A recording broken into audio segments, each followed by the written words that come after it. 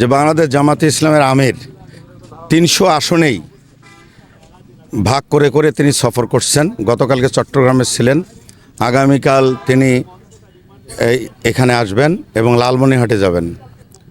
এখানের প্রস্তুতি যেটা, অত্র এলাকার লোক অর্থাৎ লালমনিরহাট ৪টে আসন এবং আমাদের নীলফামারী এই 2টে জেলার মূলত আসনগুলোতে দাঁড়িপাল্লার যে ব্যাপকভাবে লোকদের সমর্থন বেড়েছে, এই জন্য আমাদের প্ল্যান লাখো লাখো লোকের উপস্থিতি হবে এবং এই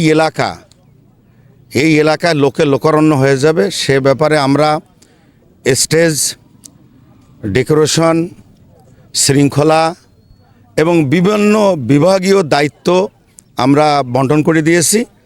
আল্লাহ চাইতো আপনারা দোয়া করবেন, সুষ্ঠু সুন্দর এবং আনন্দঘন পরিবেশে এই নির্বাচনী জনসভা অনুষ্ঠিত হবে ইনশাআল্লাহ।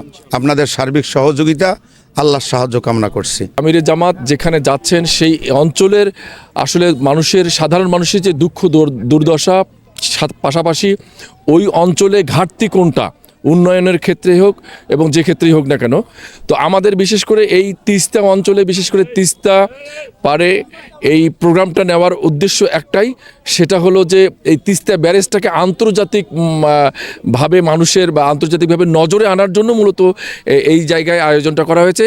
শুধু পাশাপাশি তাই নয়, যেহেতু সময় খুব কম, সামনে নির্বাচন, সেখানে আমিরে জামাত আসবেন। 2 জেলার মানুষ, নীলফামারী পার্শ্ববর্তী জেলা নীলফামারী এবং লালমনিরহাট জেলার মানুষ কিন্তু এখানে একটা মিলন মেলা হবে।